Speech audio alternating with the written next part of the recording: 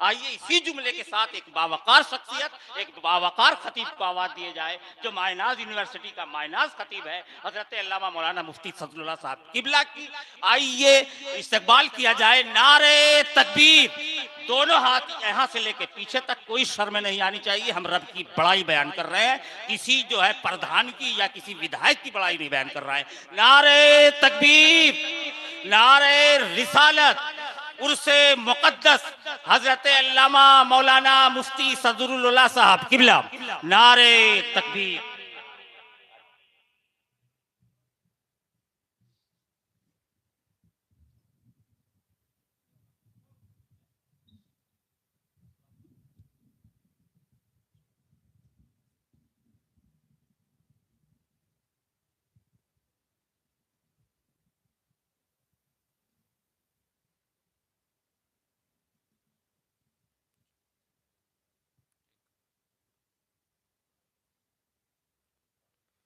मिंबर नूर पे रौनक अफरोज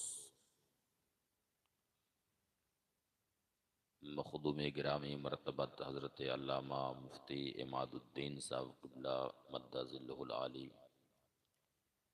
ख़तीब अहले सुन्नत हज़रत अल्लामा हबीबुर रहमान साहब क़िबला मद्दज़िल्लहुल आली, उलमाए अहले सुन्नत, मुअज़्ज़ज़ सामीईन, अस्सलामु अलैकुम व रहमतुल्लाहि व बरकातुहू। अल्हम्दुलिल्लाहि रब्बिल आलमीन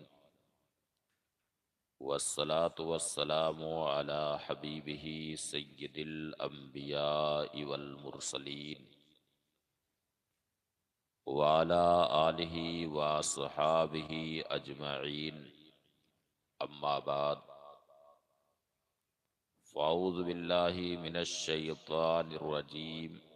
बिस्मिल्लाहिर रहमानिर रहीम।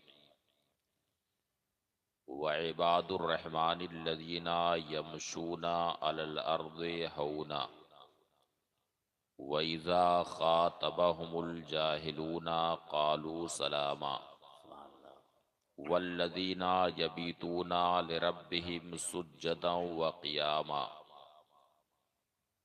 व क़ाल रसूलुल्लाहि सल्लल्लाहु अलैहि वसल्लम, इन्ना खैरल हदीसी किताबुल्लाह व खैरल हदिये हदियु मुहम्मद सल्लल्लाहु अलैहि वसल्लम व शर्रल उमूरि मुहदसातुहा। आमन्तु बिल्लाहि सदक़ल्लाहुल अलियुल अज़ीम व सदक़ा रसूलुहुन नबियुल अमीनुल करीम व नहनु अला ज़ालिका लमिनश शाहिदीन वश्शाकिरीन वल्हम्दुलिल्लाहि रब्बिल आलमीन। मोहतरम सामीन, आइए हम और आप सबसे पहले अपने और सारी कायनात के मरकज़ अक़ीदत हुज़ूर सय्यदुल अंबिया ख़ातमे पैगम्बरां रहमतुल लिल आलमीन जाने आलमीन जनाबे अहमद मुस्तफ़ा मुहम्मद मुस्तफ़ा सल्लल्लाहु तआला अलैहि वसल्लम की बारगाहे अर्शजाह में हदिये दरुदो सलाम पेश करें। पढ़िए अल्लाहुम्मा सल्लि अला सय्यदना मौलाना शफ़ीयना व नबीना मुहम्मदिन मअदनिल जूदी वल करम व आलिहि बारिक वसल्लिम सलातम व सलामन अलैका या रसूलल्लाह सल्लल्लाहु तआला अलैहि वसल्लम। काफ़ी देर से आप हज़रात बैठे हुए हैं। मदरसा फैज़ान अज़ीज़ी में तालीम हासिल करने वाले तलबा और तालिबात का प्रोग्राम आप लोगों ने देखा भी और सुना भी और उनकी हौसला अफजाई भी की। फिर उसके बाद अभी मुझसे पेशतर तालीम के हवाले से अजीज़े गिरामी कद्र मौलाना शुएब अहमद मिसबाही सल्लमहु से आपने इक़रा बिस्मि रब्बिकल लज़ी खलक़ की रोशनी में बहुत ही शानदार खिताब समाअत किया। अजीज मौसूफ ने जहां दीनी तालीम के हवाले से गुफ्तगू की है, वहीं असरी तालीम की भी तहसील पर असरी तालीम से अपने आप को आरास्ता करने पर भी बड़ा जोर दिया। और बहरहाल समाज की इस्लाह और अपने मुल्क और अपनी कौम की तामीर व तरक्की के लिए जहां दीनी तालीम की ज़रूरत है, वहीं असरी तालीम की भी बहुत ही सख्त ज़रूरत। जहां उलमाए दीन का होना ज़रूरी है, वहीं अपनी कौम में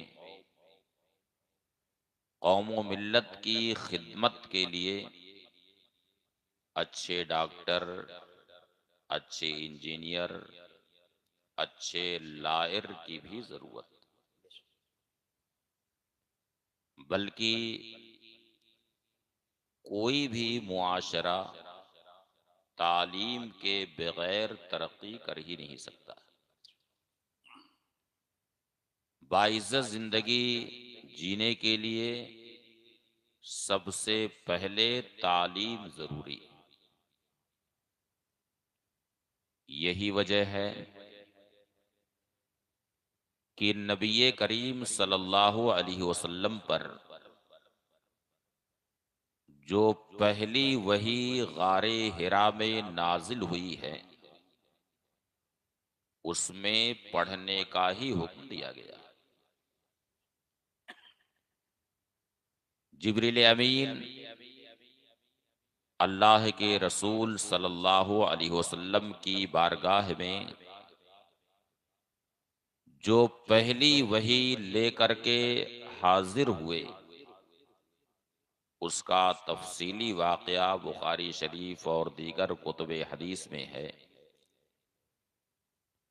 कि सूरह इक़रा की 5 शुरू की आयतें जिब्रील अमीन लेकर के हाजिर हुए। इक़रा बिस्मि रब्बिकल लज़ी खलक़, अपने उस रब के नाम से पढ़ो जिसने सारी कायनात को पैदा किया, जो सारी कायनात का खालिक व मालिक। खलक़ल इंसाना मिन अलक़, जिसने इंसान को बस्ता खून से पैदा किया, खून की फटक से पैदा किया। यानी वो इंसान जिसकी बुनियाद पहले खून की एक फटक यानी बस्ता खून की शक्ल थी, लेकिन वही इंसान जब इल्म की दौलत से माला माल हो गया, उसने तालीम हासिल कर ली, तो अल्लाह ताला ने उसके सर पर इज्जत व करामत का ताज भी रखा। लक़द कर्रमना बनी आदम, इरशादे बारी ताला है कि हमने बनी आदम को यानी इंसान को इज्जत दी। इक़रा व रब्बुकल अकरम, पढ़ो। यानी सिर्फ एक बार इक़रा नहीं कहा, बल्कि फिर दोबारा इरशाद हो रहा इक़रा, यानी पढ़ो। इक़रा व रब्बुकल अकरम, पढ़ो और तुम्हारा रब बहुत करीब, बहुत करम वाला है। यानी अगर तुमने तालीम हासिल की, तुमने पढ़ा, तो इसी इल्म की बरकत से, इसी तालीम की बरकत से अल्लाह करीम तुम्हें इज्जतों से माला माल फरमाएगा। अल्लज़ी अल्लमा बिल कलम, जिसने इंसान को लिखना सिखाया। यानी पहले पढ़ने का हुक्म दिया गया, फिर इल्मे कलम का भी जिक्र हुआ कि अल्लज़ी अल्लमा बिल कलम, जिसने इंसान को कलम का इल्म अता फरमाया, लिखने का इल्म दिया। अल्लमल इंसान मा लम यालम, जिसने इंसान को वो सब सिखाया जो वो पहले नहीं जानता था।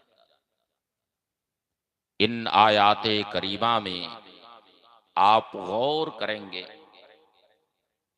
तो ऐसा नहीं है कि इसमें सिर्फ दीनी तालीम मुराद है, बल्कि इसमें हर वो इल्म मुराद है जो इल्म इंसानियत के हक में नफा बख्श, जो इल्म इंसान के लिए कारआमद हो सकता है, इंसान के लिए नाफे हो सकता है, फायदेमंद हो सकता है।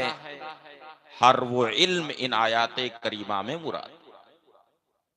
हाँ, वो इल्म जो इंसान के हक में नफा बख्श नहीं है, बल्कि उस इल्म को हासिल करके इंसान बजाय इस्लाह के और फसाद का रास्ता इख्तियार कर लेता है, तो ऐसे इल्म से जरूर पनाह मांगने का हुक्म इस्लाम ने दिया।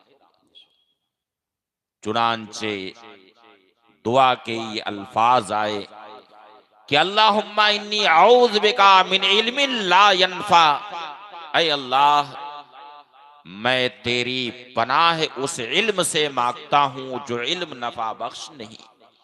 इससे मालूम हुआ कि हमें हर वो इल्म हासिल करने का हुक्म दिया गया जो इल्म एक इंसान के हक में नफा बख्श हो सकता है, जो इल्म इंसान के हक में कारआमद हो सकता है। हर वो इल्म हासिल करने का हमें हुक्म दिया। बल्कि नबी करीम सल्लल्लाहु अलैहि वसल्लम की जो शाने बेसत है, कुरान करीम में जगह जगह शाने बेसत का बयान आया। मजमा तो उठ करके चला गया है, यानी इतनी भी तादाद नहीं है कि हमारे वहां एक क्लास में जो तादाद तलबा की होती है। जी, हमारे वहां एक क्लास में तकरीबन 225 लड़के रहते हैं। 225 तलबा एक साथ बैठ करके क्लास लेते हैं। जो हमारे वहाँ फाजिल का जो कोर्स है, साल अव्वल यानी साबिया जिसको कहते हैं, तकरीबन 225 लड़के बैठते हैं।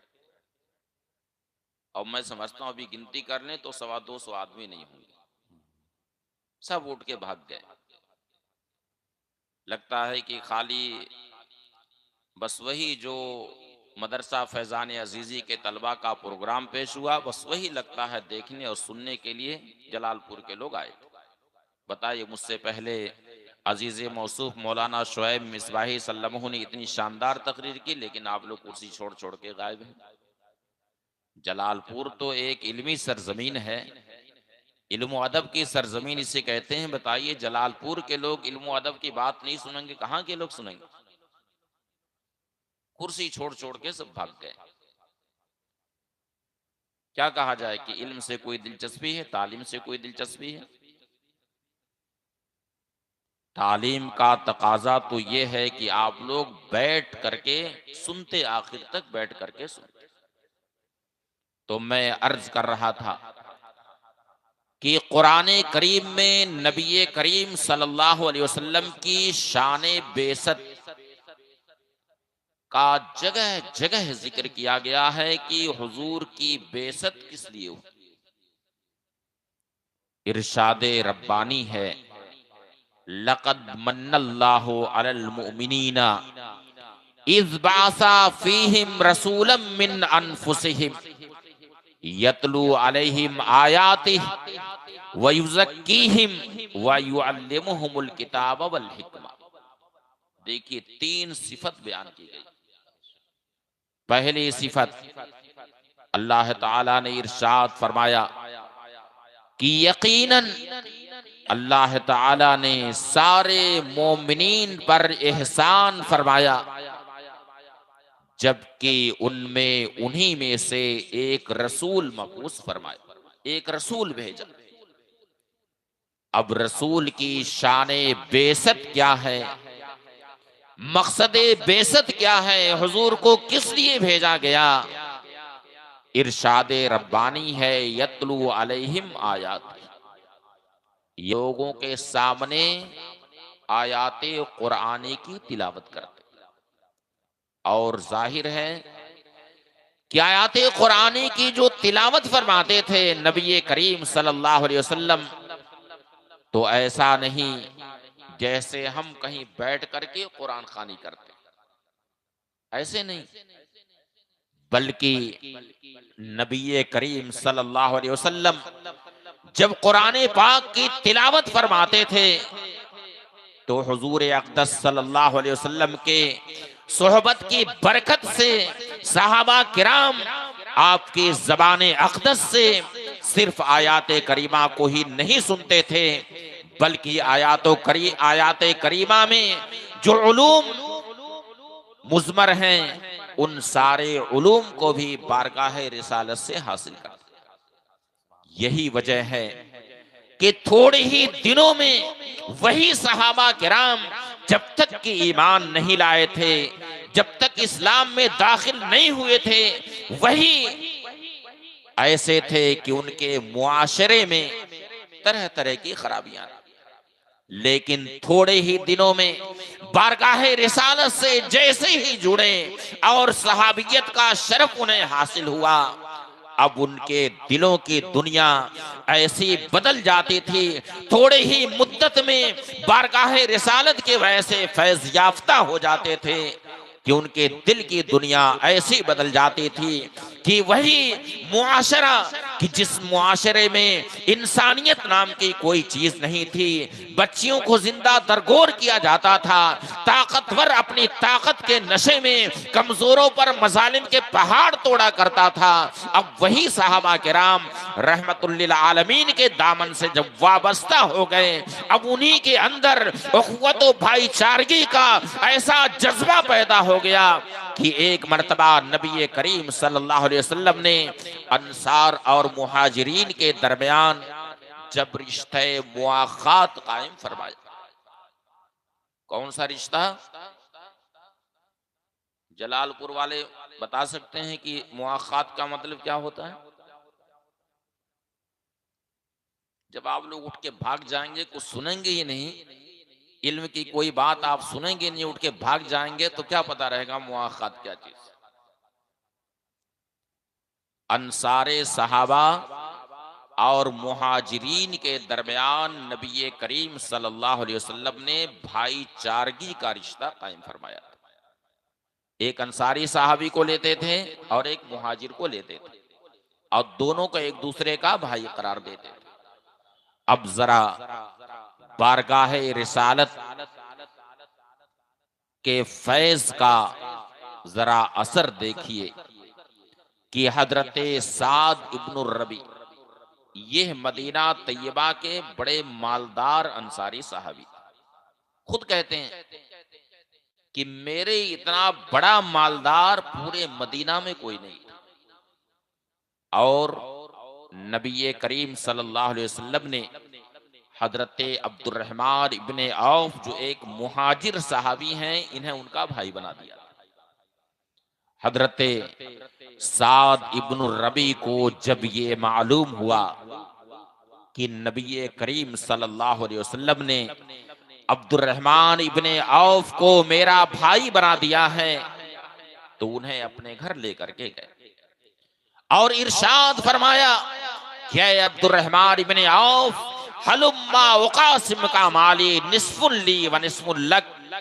अय अब्दुर्रहमान इब्ने औफ, आओ, नबी करीम सल्लल्लाहु अलैहि वसल्लम ने तुम्हें मेरा भाई बना दिया है। आओ, जैसे हकीकी भाई का सारी जायदाद में हिस्सा होता है।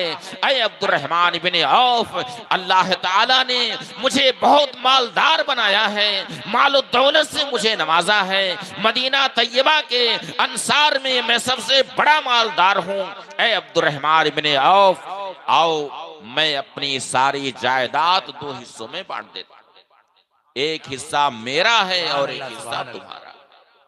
सोचिए, तारीख आलम में इसकी कोई मिसाल नजर आती? आज अगर कोई इतनी बड़ी कुर्बानी दे तो हम बहुत खुश हो जाएं। खुशी की बात थी। हजरत साद इब्न रबी ने कहा कि अब्दुर्रहमान इब्न औफ, आओ, मैं अपनी सारी जायदाद, अपना सारा माल, सारी दौलत दो हिस्सों में बांट देता हूं। एक हिस्सा मेरा है और एक हिस्सा तुम्हारा। और सिर्फ यही नहीं, बल्कि ये भी फरमाया, वलिया इमरातान, अय अब्दुर्रहमान इब्न औफ, तुम मदीना तैयबा आए हुए हो, तुम्हारे पास कोई बीवी नहीं है, तुम्हारा कोई घर यहाँ पर नहीं है। मेरे पास दो बीवियां हैं। मैं उन दो बीवियों में से एक को अपने निकाह से तुम्हारे लिए आजाद कर दूंगा। जब उसकी इद्दत पूरी हो जाए तो तुम फिर उससे शादी कर लेना। बोलो, तारीख आलम में इसकी कोई मिसाल दिखती है? क्या बात, बोलो, कोई मिसाल नजर आएगी? ये आखिर किसकी तरबियत की बरकत? ये उसी मुहसिन इंसानियत के फैज का फैज है, उनकी तरबियत है, बारगाह रिसालत की का ये फैज है कि वही सहाबा किराम जो इस्लाम लाने से पहले, रहमतुल लिल आलमीन के दामन से वाबस्ता होने से पहले, उनके अंदर ऐसी कसावत थी, ऐसी सख्त दिली थी कि किसी पर रहम नहीं खाते थे। लेकिन रहमतुल लिल आलमीन के दामन से जब वाबस्ता हुए तो उनके दिलों की दुनिया ऐसी बदल गई कि उसकी तर्जुमानी करते हुए किसी शायर ने कहा, एक अरब ने आदमी का बोल बाला कर दिया, खाक के जर्रों को हम दोषे सुरैया कर दिया। खुद न थे जो राह पर औरों के हादी बन गए, क्या नजर थी जिसने मुर्दों को मसीहा कर दिया। सुभान अल्लाह, सुभान अल्लाह। आज अगर इतनी बड़ी पेशकश हमारे आपके सामने की जाए तो हम तो बहुत खुश हो जाएंगे कि इतनी बड़ी दौलत हमारे नाम रजिस्ट्री हो रही। हम सोच भी नहीं सकते थे, आनन फानन हम अभी मालदार हो जा रहे हैं। लेकिन हजरत अब्दुर्रहमान इब्ने औफ की भी जरा गैरत और खुददारी देखो। हजरत अब्दुर्रहमान इब्ने औफ ने कहा, बारकल्लाहु फी मालिका वहिली, ऐ साद इब्न रबी, अल्लाह ताला तुम्हारे माल में भी बरकत दे और तुम्हारे बाल बच्चों में बरकत दे। मुझे न तुम्हारी दौलत की जरूरत है, ना ही इसकी कोई जरूरत है कि तुम अपनी किसी बीवी को मेरे लिए अपने निकाह से आजाद करो। दुल्लुनी अला सूक, मुझे जरा बाजार का रास्ता बताओ, मैं बाजार जाऊंगा और वहां मैं जाकर के अपना कारोबार करूंगा, तिजारत करूंगा। आखिर ये जज्बा सहाबा किराम के अंदर कैसे पैदा हुआ? वो सहाबी रसूल कि उनके पास मदीना तैयबा में कोई मकान नहीं है, कोई घर नहीं है, बीवी बच्चे नहीं हैं, तने तनहा हैं, खाने पीने का कोई इंतजाम नहीं है। अगर ऐसे शख्स के सामने इस जमाने में इतनी बड़ी पेशकश की जाए तो यकीनन वो बहुत खुश होगा और ये सोचेगा कि ये सारी मुसीबतें मेरी दूर हो गई। मगर जरा हजरत अब्दुर्रहमान इब्ने औफ की खुददारी देखो, वो भी बारगाह रिसालत के फैज याफ्ता थे। उन्होंने इरशाद फरमाया कि मुझे जरा बाजार का रास्ता बताओ, मैं बाजार जा करके खुद का कारोबार करूं। चुनांचे आप बाजार तशरीफ ले और छोटा सा कारोबार शुरू, और अल्लाह ने उनके कारोबार में जाहिर है कि कारोबार जब इखलास से किया जाता है तो अल्लाह ताला उसमें बरकत देता है। अल्लाह ताला ने उनके कारोबार में ऐसी बरकत दी, ऐसी बाबरकत उनकी तिजारत साबित हुई कि जैसे हजरत साद इब्न रबी अंसारे सहाबा में सबसे बड़े मालदार थे, ऐसे ही एक जमाना वो आया कि हजरत अब्दुर्रहमान इब्न औफ मुहाजिरीन सहाबा में सबसे बड़े मालदार। यहां तक कि नबी करीम सल्लल्लाहु अलैहि वसल्लम ने हजरत अब्दुर्रहमान इब्ने औफ के ताल्लुक से इरशाद फरमाया, अब्दुर्रहमान इब्ने औफ ताजिरुन मिन तुज्जारी रहमान, अब्दुर्रहमान इब्ने औफ रहमान के ताजिरों में से एक ताजिर। ऐसी बरकत अल्लाह ताला ने उनके कारोबार में। तो ये किसकी तालीम और किसकी तरबियत की बरकत? ये रहमतुल लिल आलमीन सल्लल्लाहु अलैहि वसल्लम जो मुअल्लिमे कायनात बन करके तशरीफ ले आए, उनकी तालीम और तरबियत की ये बरकत है, जिनकी शान बेसत कुरान पाक में बयान हुई है। यतलू अलैहिम आयाति व युज़क्कीहिम व युअल्लिमुहुमुल किताब वल हिकमा, यानी वो रसूल जो अल्लाह ने मबूस फरमाया उन लोगों के सामने कुरान पाक की तिलावत करते हैं और सहाबा किराम का तज़किया फरमाते हैं, उनकी तरबियत फरमाते हैं और साथ ही साथ सहाबा किराम को इल्म और हिकमत की तालीम देते। यानी यहां तीन चीजों का बयान, कुरान पाक की तिलावत करना, सहाबा किराम का तज़किया फरमाना और उन्हें इल्म और हिकमत सिखाना। तो नबी करीम सल्लल्लाहु अलैहि वसल्लम कि बेसत यानी हुजूर की जो शान बेसत है उसमें तीन चीजों का बयान, कुरान पाक की तिलावत, तज़किया और साथ ही साथ तालीम। यही वजह है कि नबी करीम सल्लल्लाहु अलैहि वसल्लम ने इरशाद फरमाया, इन्नमा बुइस्तु मुअल्लिमा, मेरी बेसत मुअल्लिम के तौर पर हुई, यानी मैं मुअल्लिमे कायनात बन करके तुम्हारे दरमियान तशरीफ लाया। बल्कि आपने नबी करीम सल्लल्लाहु अलैहि वसल्लम सहाबा किराम की ऐसी तालीम फरमाते और जो अंदाज़े नबवी था तालीम और तरबियत का, सहाबा किराम के दिलों पर उसका कितना गहरा असर पड़ता था। बहुत मशहूर हदीस है हजरत मुआविया इब्नुल हकम रज़ियल्लाहु ताला अन्हु की, शायद आप लोगों ने सुनी हो हदीस शरीफ किसी की जुबान। हजरत मुआविया इब्नुल हकम रज़ियल्लाहु ताला अन्हु, सुन रहे हैं कि नहीं आप लोग, कि सो रहे हैं? सुन रहे हैं? हजरत मुआविया इब्नुल हकम रज़ियल्लाहु ताला अन्हु ये फरमाते हैं कि मैं अभी नया नया इस्लाम में दाखिल हुआ, मुझे अभी इस्लामी अहकाम से पूरे तौर से वाकफियत नहीं हो पाई थी। मैं नबी करीम सल्लल्लाहु अलैहि वसल्लम की इक्तिदा में नमाज अदा कर रहा था। नमाजी के दरमियान किसी को छींक आ गई। जब मैंने छींक की आवाज सुनी तो मेरी जबान से निकला, यरहमुकल्लाह, अल्लाह तुम पर रहम फरमाए। जब किसी को छींक आए तो छींकने वाला क्या कहेगा? क्या कहेगा? अल्हम्दुलिल्लाह। और सामने वाला क्या कहेगा? यरहमुकल्लाह। ये भी सीखने की चीज है। ये भी कौन सी चीज है? सीखने की चीज, कि जिसको छींक आए वो कहेगा अल्हम्दुलिल्लाह, और सुनने वाला क्या जवाब देगा? यरहमुकल्लाह, अल्लाह तुम पर रहम फरमाए। हजरत मुआविया इब्नुल हकम फरमाते हैं कि उसे छींक आई तो ऐन हालत नमाज में मेरी जबान से निकला, यरहमुकल्लाह, अल्लाह तुम पर रहम फरमाए। क्योंकि नमाज के अंदर ये छींक का जवाब देना जायज ना था और मुझे इस मसले का इल्म भी नहीं था, इसलिए मैंने यरहमुकल्लाह कह दिया। लेकिन दीगर सहाबा किराम मेरी तरफ, सहाबा किराम में कुछ लोग मेरी तरफ देखने लगे। तो मैंने कहा, वाह सुकला उम्मिया मालकुम तंजुरूना इलै, यानी मैंने मजीद गुफ्तगू शुरू।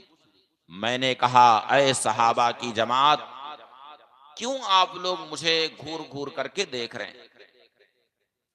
अब जब मैंने नमाज में बोल भी दिया, यानी अभी तक तो खाली यरहमुकल्लाह कहा, अब मैंने गुफ्तगू भी कर ली नमाज में कि मालकुम तंजुरूना इलैया वा सुकला उम्मिया, यानी क्या बात है कि आप लोग मुझे घूर घूर करके देख रहे हैं। जब मैंने ये कहा तो मुझे खामोश करने के लिए सहाबा किराम अपनी रान पर हाथ मारने लगे कि मैं वो आवाज सुन करके चुप हो जाऊं। बहरहाल फिर नमाज मुकम्मल हुई।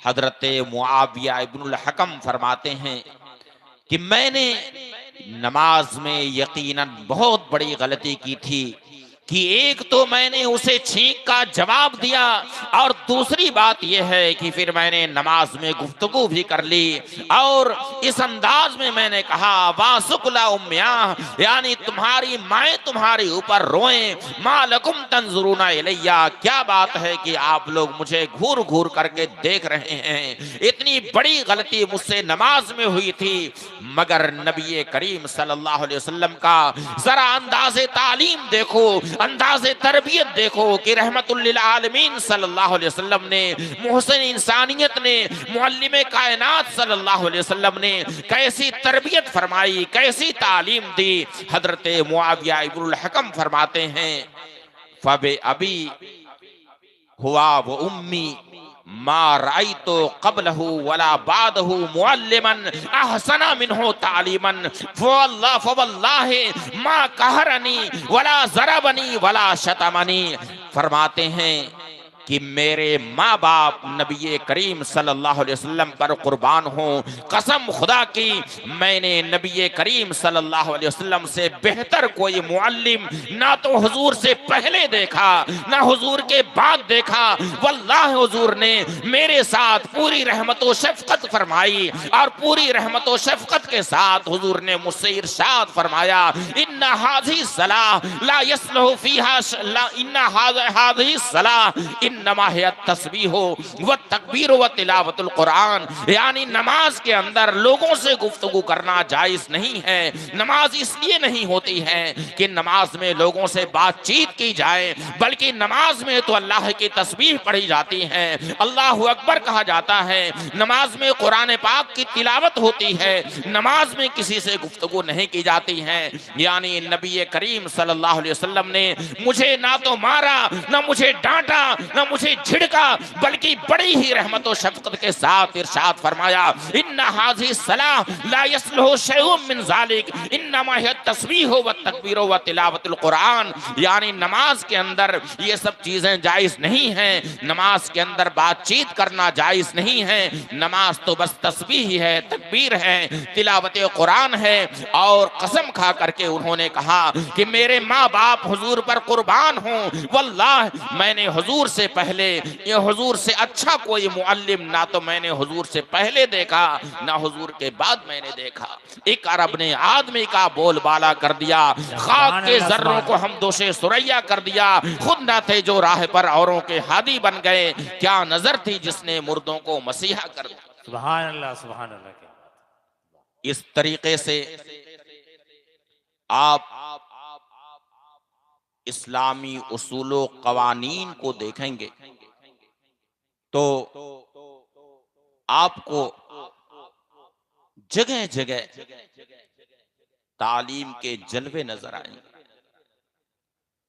ये तालीम जहां नमाज के अहकाम की हो रही है, वहीं साथ ही साथ अखलाक का भी दर्स दिया जा रहा है कि आपका अखलाक कैसा होना चाहिए।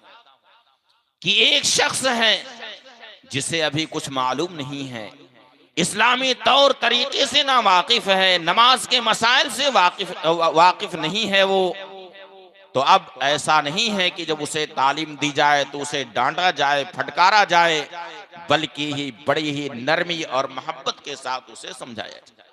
और जाहिर है कि उसके असरात उसके दिल पर पड़ा कर।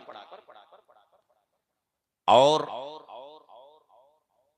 आज खुशी की बात यह है कि आज का ये जलसा जहां तालीम के फरोगो इस्तेहकाम के ताल्लुक से मुनक़िद हुआ है, वहीं पोस्टर के उन्वान से आप ये भी समझ सकते हैं कि आज उर्से मुक़द्दस भी, किनका उर्स है, किनका किनका उर्स है बताइए, नहीं मालूम है आप लोगों को किनका उर्स मना रहे हैं? पोस्टर में किनके उर्स का ऐलान है? जिंदा शाह मदार, बस यही इतना जानते हैं और कुछ नहीं देखा पोस्टर में।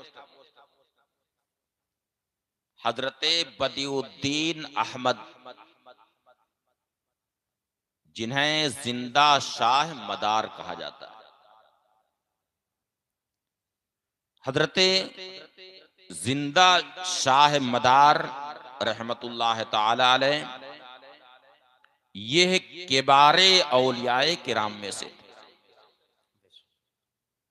वलायत के अजीम मनसब पर आप फाइज थे। आपके वालिद माजिद सैयदना अबू इसहाक शामी हलबी रहमतुल्लाह ताला, या अबू इसहाक उनकी कुनियत है, नाम अली था। वो सैयदना मूसा अलैहिस्सलातु वस्सलाम और सैयदना हारून अलैहिस्सलातु वस्सलाम के मजार पर हाजिर और औलाद के लिए वहां पर उन्होंने दुआ मांगी। दुआ तो कहीं भी कर सकते थे, अल्लाह समीओ बसीर है, कहीं भी दुआ कर सकते थे। वह समीओ बसीर है, बंदा कहीं भी दुआ करे, सबकी दुआएं वो सुनता है। लेकिन आखिर क्या वजह है कि दुआ करने के लिए कहां हाजिर हुए? कहां हाजिर हुए? अल्लाह के दो पैगंबर की बारगाह में हाजिर हुए दुआ करने। क्यों हाजिर हुए? कि अल्लाह के महबूब बंदों के दरबार में उनके वसीले से जो दुआ की जाती है वो दुआ रद्द नहीं होती, वो दुआ मकबूल होती।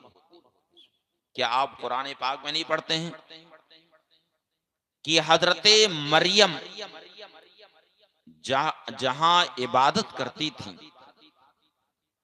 तो अल्लाह ने उन्हें ऐसा बेनियाज कर दिया था कि वो नमाज पढ़ती थी तो अल्लाह की तरफ से उनकी बारगाह में फल आता था ना।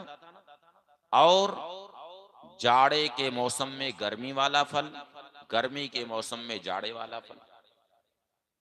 यहां तक कि हजरत जकरिया ने पूछा, अन्ना लके हाज़िर, अय मरियम ये फल कहां से आया?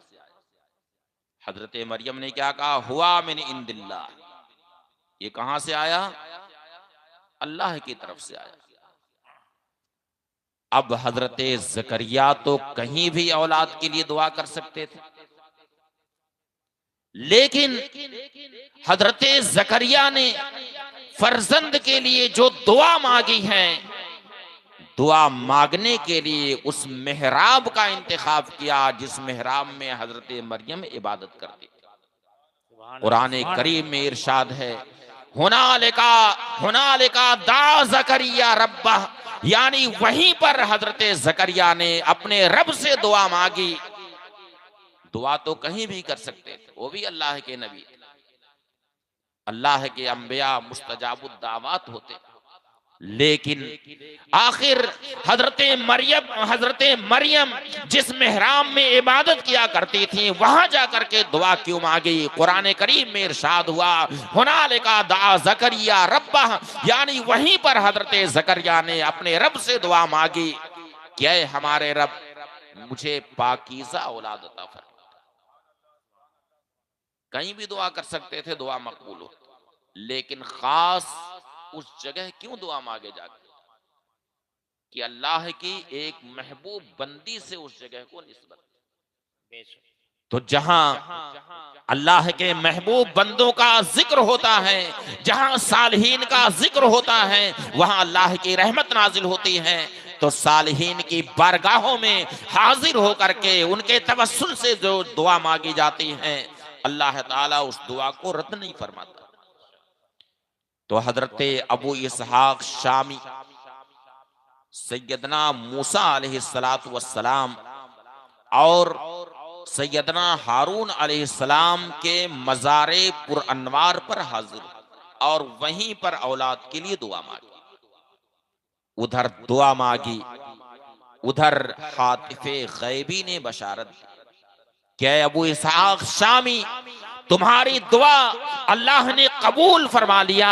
अब तुम्हारी जात से ऐसा बाबरकत फर्जंद पैदा होगा जो मादरजाद वली होगा, और ऐसा वली होगा जो सैयदना मूसा अलैहिस्सलातु वस्सलाम की सिफात का मजहर हो। ये भी बशारत कि तुम्हारी जात से ऐसा बाबरकत फर्जंद पैदा होगा जो मादरजाद वली होगा, और वो हजरत मूसा अलैहिस्सलातु वस्सलाम की सिफात का मजहर होगा। क्योंकि औलियाए किराम ये अंबियाए किराम की सिफात के मजहर होते हैं। हर वली किसी ना किसी नबी के कदम पर होते हैं। चुनांचे सैयदना गौसे आजम रज़ियल्लाहु ताला अन्हु ने इरशाद फरमाया, व कुल्लो वलीन लहू कदमुन व इन्नी अला कदमिन नबिये बदरिल कमाली। यानी जितने औलियाए किराम हैं, हर वली किसी न किसी नबी के कदम पर होते हैं। नबी के कदम पर होने का मतलब है कि उनकी सिफात के वो मजहर होते हैं। और अपने बारे में इरशाद फरमाया कि मैं तो सैयदुल अंबिया के कदमों पर हूं, यानी मैं उनकी सिफात का मजहर। चुनांचे आप देखेंगे लताइफे अशरफी जो बड़ी मोतबर किताब है, उसमें ये लिखा हुआ है कि हजरत सैयदना मखदूम अशरफ जहांगीर सिमनानी रज़ियल्लाहु ताला अन्हु ये सैयदना ईसा अलैहिस्सलातु वस्सलाम की सिफात के मजहर, उनके कदमे पाक पर साफ लिखा हुआ कि सैयदना मखदूम अशरफ जहांगीर सिमनानी, बल्कि उनसे खुद पूछा गया है तो अपने बारे में उन्होंने जाहिर फरमाया कि मैं सैयदना ईसा अलैहिस्सलातु वस्सलाम के कदमे पाक पर हूं, यानी मैं उनकी सिफात का मजहर। चुनांचे आप देखेंगे कि सैयदना ईसा अलैहिस्सलातु वस्सलाम मसीहा ही फरमाते, बीमारों को अल्लाह के हुक्म से शिफा देते, मादरजाद अंधों को अल्लाह के हुक्म से बिनाई अता फरमाते, सफेद दाग वालों से सफेद दाग वालों को उनकी बीमारी से निजात देते थे, यानी वो मसीहा ही फरमाते थे। तो आप देखें कि हजरत मखदूम अशरफ की बारगाह में सिर्फ अपने मुल्क हिंदुस्तान ही से नहीं, बल्कि दुनिया के कोने कोने से तरह तरह के मरीज, तरह तरह के परेशान हाल लोग मखदूम पाक की बारगाह में हाजिर होते हैं और उन्हें परेशानियों से निजात मिलती। क्यों? इसलिए कि आप हजरत ईसा अलैहिस्सलातु वस्सलाम की सिफात के मजहर। तो हजरत अबू इसहाक शामी को ये बशारत मिली वहां पर कि अबू इसहाक शामी, तुम्हारी जात से एक ऐसा फर्जंद पैदा होगा जो मादरजाद वली होगा, और वो हजरत मूसा अलैहिस्सलातु वस्सलाम के कदमे पाक पर होगा, उनकी सिफात का मजहर होगा। चुनांचे हजरत सैयदना कुतुबुल मदार रज़ियल्लाहु ताला अन्हु के करामात में आप देखेंगे कि सैयदना मूसा अलैहिस्सलातु वस्सलाम का जिक्र कुरान पाक में जगह जगह, और सबसे ज्यादा जो जिक्र है वो किस बात का, जो फिरऔन आपके पीछे हरदम पड़ा रहता, यहां तक कि उसने जादूगर इकट्ठा किए, और यानी जो सबसे माहिर जादूगर थे उन सबको फिरऔन ने जमा कर लिया। और जब जादूगर आए तो हजरत मूसा अलैहिस्सलातु वस्सलाम ने एक आसा जो जमीन पर रखा तो सारे जादूगरों का जादू वहीं पर खत्म हो गया, और उसी वक्त सारे जादूगर सजदे में गिर गए और सबने कहा आमन्ना बिरब्बिल आलमीन, हम रब्बुल आलमीन पर ईमान लाए। हजरत कुतुबुल मदार रज़ियल्लाहु ताला अन्हु एक बस्ती से गुजर रहे जो जादूगरों की बस्ती थी, एक से एक जादूगर उस बस्ती में थे। और जब उन्हें मालूम हुआ कि बदिउद्दीन अहमद यहां से गुजरने वाले हैं, सारे जादू अपने सारे दांव पेच को उसमें जमा करके और अपना सारा फन उन लोगों ने, सारा जो उनके पास जादू का फन था, सारे जादू का फन उन लोगों ने इस्तेमाल किया। हजरत कुतुबुल मदार के खिलाफ उन लोगों ने सारे दांव पेच का इस्तेमाल किया, अपना जादू चलाया।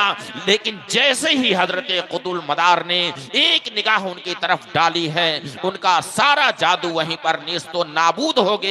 और जैसे ही उनका सारा जादू नेस्तो नाबूद हुआ, सारे जादू उसी वक्त सबने कलमे शहादत पढ़ लिया, अशहदु अल्ला इलाहा इल्लल्लाह व अशहदु अन्ना मुहम्मदर रसूलुल्लाह। यानी सारे जादूगरों ने ये इतराफ कर लिया कि यह कोई मादी ताकत नहीं है, ये कोई जादू नहीं है, बल्कि ये किसी वली कामिल का ये तसर्रुफ है, उनकी करामत है। यही वजह है कि हजरत कुतुबुल मदार के बारे में ये बात मिलती है कि आप सैयदना मूसा अलैहिस्सलातु वस्सलाम की सिफात के मजहर, उनके कदमे पाक पर। और बड़े मशहूर मुहद्दिस हैं हजरत मुहद्दिस अब्दुल हक देहलवी रहमतुल्लाह ताला। नाम सुने आप लोग कि नहीं? बोलिए, सुने हैं कि नहीं सुने हैं? सामने वाले बताए सुने हैं कि नहीं उनका नाम? हजरत मुहद्दिस अब्दुल हक देहलवी, जिन्हें मुहक्किक अलल इतलाक कहा जाता है, बल्कि उन्हें बरकतुल मुस्तफा फिद दियारिल हिंदिया कहा जाता है। यानी अपने मुल्क हिंदुस्तान में नबी करीम सल्लल्लाहु अलैहि वसल्लम के बरकात में से एक वो बरकत हजरत शेख मुहक्किक, उन्होंने अखबारुल अखियार जो उनकी बड़ी मोतबर किताब, उस किताब में उन्होंने तहरीर फरमाया कि हजरत कुतुबुल मदार रहमतुल्लाह ताला अलैह सालिकान में, सालिक ये औलिया किराम के एक तबके का नाम, फरमाते हैं कि सालिकों में एक मकाम होता है मकामे समदियत। यूं तो समद अल्लाह रब्बुल इज्जत के अस्माए हुस्ना, लेकिन वो तहरीर फरमाते हैं कि मकामे समदियत यह सालिकान के मकामात में से एक मकाम। तो शेख फरमाते हैं कि हजरत कुतुबुल मदार उस मकाम पर फाइज, अल्लाह ने उस मकाम पर इन्हें फाइज फरमाया। अब ये मकामे समदियत क्या होता है?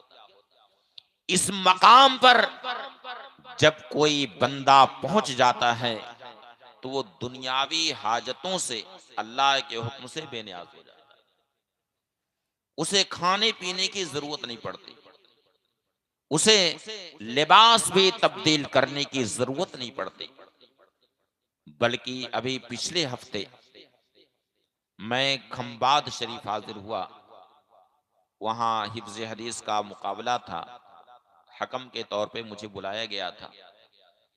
दूसरे दिन वहां साहिब सज्जादा हुजूर रईस मिल्लत और शहजादे गिरामी हजरत मौलाना सैयद जामी अशरफी अल जिलानी दामाजिल्लुहुल आली ने कहा कि आज यहाँ कुछ मुक़द्दस मकामात हैं, जरा उनकी जियारत भी कर लें। तो वहाँ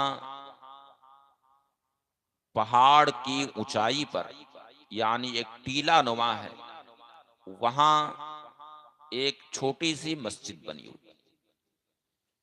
उस मस्जिद के बिल्कुल बाजू में जैसे कोई खानकाह हो, उस अंदाज की एक छोटी सी इमारत उसी मस्जिद से लगी हुई।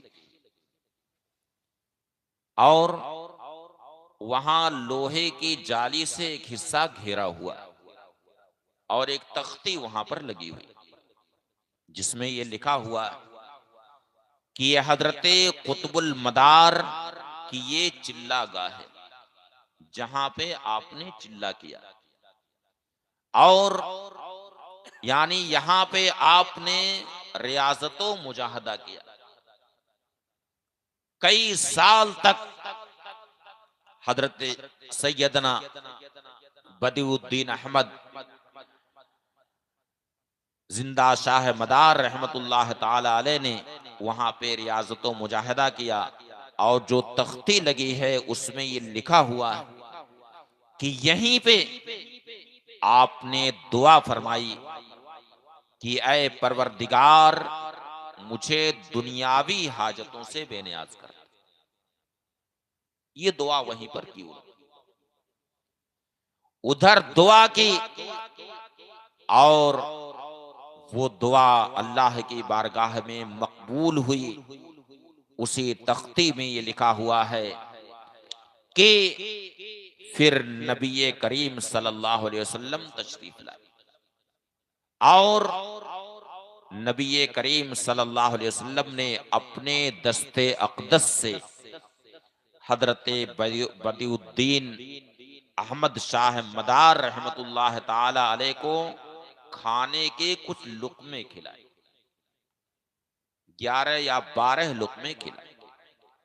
और साथ ही साथ उनके सर पर दस्ते नबुव्वत फेरा और फरमाया कि ऐ बदिउद्दीन अहमद, अब तुम्हें खाने की जरूरत नहीं पड़ेगी, न तुम्हें अब नए लिबास की जरूरत पड़ेगी। चुनांचे दस्ते नबुव्वत हुजूर ने उनके सर पर जो फेरा तो उसकी बरकतों का ऐसा ज़ुहूर हुआ कि हजरत कुतुबुल मदार जलालो जमाल के ऐसे आईनादार हो गए। उनके चेहरे पर जलालो जमाल ऐसा जाहिर होता था कि जो भी हजरत कुतुबुल मदार को देखता था तो उन तजल्लियात को देख करके वो सजदे में गिर जाएगा, लेकिन अल्लाह के लिए सजदा करता, यानी सजदे शुक्र बजा लाता था। और उसके बाद हजरत कुतुबुल मदार को फिर ना तो खाने की जरूरत पड़ी, ना ही आपका लिबास कभी मैला हुआ, बल्कि लिबास आपका हमेशा साफ शफाफ रहता था, यहां तक कि उस पे मक्खी तक भी नहीं बैठती। और ये बात तो बहुत लोगों ने लिखी है, लेकिन मेरा अपना मिजाज है कि मैं कोई बात ऐसी नहीं बोल देता। यह हजरत शेख मुहक्किक मुहद्दिस अब्दुल हक देहलवी ने भी अखबारुल अखियार शरीफ में ये बात लिखी है लेकिन उन्होंने ये फरमाया कि उसके बाद फिर 12 साल तक मुसलसल हजरत कुतुबुल मदार को खाने की हाजत नहीं पेश। तो ऐसा हो सकता कि ये दुआ उन्होंने अपनी हयात के आखिर में की, यानी जब उनकी जिंदगी मसलन 12 साल रह गई, उस वक्त आपने ये दुआ फरमाई हो, तो उसके बाद से लेकर के आखिर हयात तक, यानी जो ये 12 साल का जमाना है, इस जमाने में उन्हें खाने की कोई हाजत नहीं पेश। और लिबास भी आपका ऐसा चमकता था कि उस लिबास पर ना तो कभी मक्खी बैठती थी, ना वो लिबास कभी मैला होता। ये शान हजरत कुतुबुल मदार रहमतुल्लाह ताला अलैह। बल्कि हजरत कुतुबुल मदार रहमतुल्लाह ताला अलैह मक्का मुकर्रमा और मदीना तैयबा हाजरी के बाद जब वहां से हिंदुस्तान की तरफ चले, कालपी से आपका गुजर हो, उस वक्त कालपी में जो हाकिम था उसका नाम था कादिर शाह। हजरत कुतुबुल मदार जब कालपी पहुंचे तो आपके कश्फो करामात ये पूरे कालपी में मशहूर हो गए कि कोई बुजुर्ग आए हैं जिनसे बहुत ज्यादा करामत सादिर होती। यहां तक कि कादिर शाह को दिल में ये ख्वाहिश हुई कि मैं भी हजरत कुतुबुल मदार की बारगाह में हाजिरी दूं। चुनांचे वो हाजिर हुआ, लेकिन हजरत कुतुबुल मदार ने उसे मिलने की इजाजत नहीं दी। आज अगर कोई बादशाह, कोई हाकिम आ जाए हमारे दरवाजे पर मिलने के लिए, तो हम तो खुश हो जाएंगे, बल्कि अपनी तारीफ में बयान करेंगे कि हमारे घर फलां साहब आए थे, मिलने के लिए आए थे। कहीं शादी में हम न्योता दे दें और वो आ जाए हमारी शादी में, तो उसको फख्र से बयान करें। लेकिन वो अल्लाह के वली थे, दुनिया से कोई रगबत उन्हें नहीं थी। हजरत कादिर शाह हाजिर हुआ, आपने मुलाकात की इजाजत नहीं, फिर दोबारा हाजिर हुआ, फिर नहीं इजाजत, फिर तीसरी बार हाजिर हुआ तो हजरत कुतुबुल मदार के जो खुद्दाम थे उन्होंने कहा कि हमारे शेख की तरफ से मिलने की इजाजत नहीं, आप नहीं मिल सकते। अब ये कादिर शाह चूंकि वो हाकिम था, तो हाकिमियत के नशे में, यानी जब वो खाइबो खासिर वहां से वापस आया और हजरत कुतुबुल मदार के खुद्दाम ने उसे जवाब दिया कि हमारे शेख की तरफ से इजाजत नहीं है, बल्कि हम ये आपका पैगाम भी अपने शेख तक नहीं पहुंचा सकते हैं। अभी हजरत शेख ये किसी दुर्वेश से महवे गुफ्तगू है, हम भी नहीं जा सकते। कादिर शाह ने जब ये सारी बातें सुनी तो आग बगोला हो, और दूसरे दिन उसने अपने सिपाहियों को हुक्म दिया कि ये बदिउद्दीन अहमद से कह दो कि हमारा शहर कल का कल खाली कर दे, हमारे शहर में रहने की बिल्कुल इजाजत उसे नहीं। चुनांचे जब उसके दरबारी आए ये हुक्म लेकर के, हजरत कुतुबुल मदार ने शहर खाली कर दिया और एक नदी के किनारे जाकर के बैठ गए, और वहीं पे आपने जो निगाहे गजब डाली हैं उसका असर ये हुआ कि कादिर शाह के और साथ ही साथ हजरत कुतुबुल मदार ने अपने खुद्दाम से कहा कि मैंने इस मामले को अल्लाह की बारगाह में पेश कर दिया है और मैंने अल्लाह के सुपुर्द कर दिया है इस मामले को। 3 दिन के अंदर तुम लोग बताना कि कादिर शाह का क्या हश्र हुआ। चुनांचे 3 दिन के बाद जब खुद्दाम आए, बताया कि हुजूर कादिर शाह के पूरे जिस्म पर बड़े बड़े फोड़े निकल आए। पूरे जिस्म में कोई जगह ऐसी नहीं है जहां पे फोड़ा ना, पूरे जिस्म में फोड़े निकल आए, और वो दर्द से ऐसा बेचैन है कि किसी भी करवट उसे सुकून नहीं। बताइए 3 दिन में इतने बड़े बड़े फोड़े, और वही पूरे जिस्म में फोड़ा निकल गया। वो भी किसी पीर का मुरीद था, हजरत सिराजुद्दीन सोख्ता का वो मुरीद था। उसने अपने शेख यानी कादिर शाह ने अपने शेख सिराजुद्दीन सोख्ता की बारगाह में फरियाद की, तो जाहिर है कि वो भी पीरे कामिल थे। उन्होंने अपना कुर्ता उतारा और कुर्ता उतार करके कादिर शाह से कहा कि इसको तुम पहन लो। चुनांचे कादिर शाह ने कुर्ता पहना, सारे फोड़े खत्म हो गए। उसी वक्त कादिर शाह ठीक हो गए। अब इधर हजरत कुतुबुल मदार को आपके खुद्दाम ने जब ये बताया कि कादिर शाह ने अपने पीरो मुर्शिद हजरत शेख सिराजुद्दीन सोख्ता की बारगाह में इस्तिगासा किया, उन्होंने अपना कुर्ता निकाल करके उसे दिया, कुर्ता पहना, तो सारे फोड़े तो हुजूर ठीक हो गए हैं उसके। अब हजरत कुतुबुल मदार को ऐसा जलाल तारी हुआ, फरमाया कि सिराजुद्दीन क्यों नहीं खुद जल गया, यानी कादिर शाह के ऊपर जो फोड़े निकले थे, उसे जो फोड़े निकले थे उसका जो हश्र हुआ वो हुआ, ये सिराजुद्दीन भी क्यों नहीं जल गया।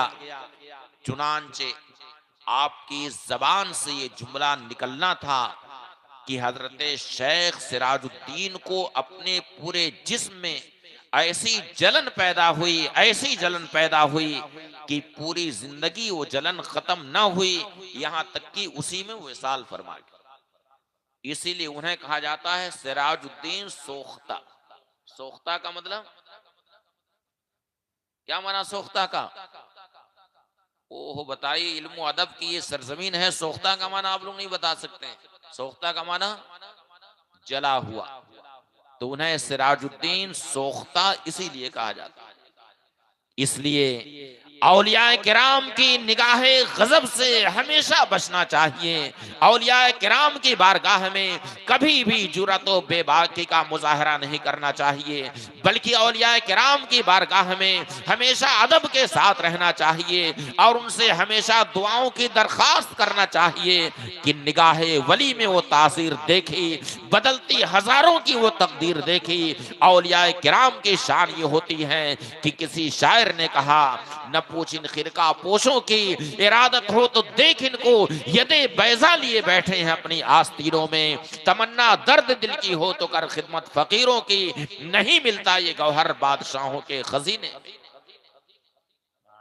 जहां सारी मादी ताकतें फेल हो जाती हैं, वहां वली की रूहानियत काम आती है। इसलिए औलियाए किराम की बारगाह में हमेशा अदब के साथ रहना चाहिए। वक्त बहुत हो गया है, अब मैं इन्हीं जुमलों पर अपनी गुफ्तगू मुकम्मल करता हूँ। मैंने जो कुछ अर्ज किया इसमें जो हक़ व सवाब है वो अल्लाह रब्बुल इज़्ज़त की तरफ से है, अल्लाह ताला उसे कबूल फरमाए।